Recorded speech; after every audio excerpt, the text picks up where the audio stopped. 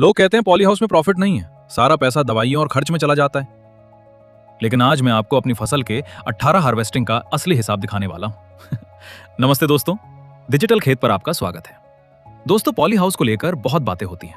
कोई कहता है इसमें बहुत कमाई है और कोई कहता है पैसा बर्बाद करने का तरीका है। लेकिन असली सच्चाई क्या है? पॉली हाउस में प्रॉफिट सिर्फ स्ट्रक्चर लगाने से नहीं आता, सही मैनेजमेंट से आता है। और आज बात करेंगे मेरी अपनी फसल के रियल डेटा की। हमारी पहली हार्वेस्टिंग 10 जुलाई 2026 को हुई थी। अब तक 18 हार्वेस्टिंग, 615 पैक और एक पैक लगभग 15 किलो का, यानी कुल 9,225 किलो, यानी लगभग 9.2 टन खीरा। और इन 18 हार्वेस्टिंग से हमें अब तक 2,85,997 रुपए नेट रिसीट मिली है। मतलब एवरेज नेट रियलाइजेशन लगभग 31 रुपए प्रति किलो। लेकिन यहां एक बात साफ समझ लीजिए, ये प्रॉफिट नहीं है, ये नेट रिसीट है। एक्चुअल प्रॉफिट निकालने के लिए बीज, मजदूरी, खाद, दवाइयां, बिजली, पानी, पैकिंग और ट्रांसपोर्ट जैसे सभी खर्च घटाने होंगे। और क्रॉप के आखिर में पूरा खर्च और एक्चुअल प्रॉफिट भी आपके सामने रखूंगा। अब मार्केट की बात करें तो हर दिन हमें एक जैसा भाव नहीं मिला। कभी 23 से 25 रुपए प्रति किलोग्राम, कभी 28 से 32 रुपए प्रति किलोग्राम, और कुछ दिनों में 35 रुपए से 38 रुपए 50 पैसे प्रति किलोग्राम तक का रेट भी मिला। इससे एक चीज साफ है, खेती में सिर्फ प्रोडक्शन नहीं, मार्केट मैनेजमेंट भी जरूरी है। एक ही मंडी या एक ही व्यापारी पर पूरा डिपेंड मत रहिए। 2 से 3 मार्केट और बायर्स की जानकारी रखिए, रेट पूछिए, ट्रांसपोर्ट और कटौती देखिए, और हमेशा नेट रियलाइजेशन कंपेयर कीजिए। क्योंकि 35 रुपए का रेट सुनना अलग बात है और कटौती के बाद खाते में कितना आया वो असली बात है।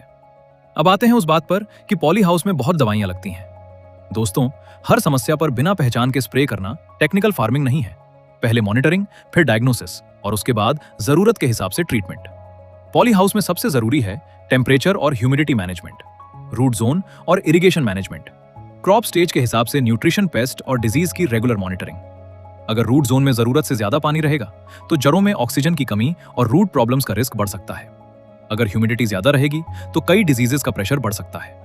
और अगर बिना जरूरत फर्टिलाइजर या पेस्टिसाइड बढ़ाते रहेंगे तो प्रोडक्शन के साथ साथ कॉस्ट भी बढ़ेगी। इसलिए मेरा सिंपल रूल है, पौधे को देखकर इनपुट दो, कैलेंडर देखकर नहीं। और एक काम जरूर कीजिए, हर हार्वेस्टिंग का हिसाब लिखिए। कितना माल निकला, किस मार्केट में गया, क्या रेट मिला, नेट कितना आया और उस हार्वेस्टिंग तक कितना खर्च हुआ। क्योंकि जो किसान अपना डेटा नहीं रखता उसे अपनी खेती का असली रिजल्ट कभी पता नहीं चलता। हमारी ये क्रॉप अभी खत्म नहीं हुई है। आगे प्रोडक्शन बढ़ेगा या घटेगा, मार्केट रेट क्या रहेगा और आखिर में एक्चुअल प्रॉफिट कितना बचेगा, सब कुछ आपके सामने आएगा। अगर नुकसान हुआ तो नुकसान भी दिखाऊंगा, रेट गिरा तो रेट भी बताऊंगा, और प्रॉफिट हुआ तो उसका पूरा हिसाब भी बताऊंगा।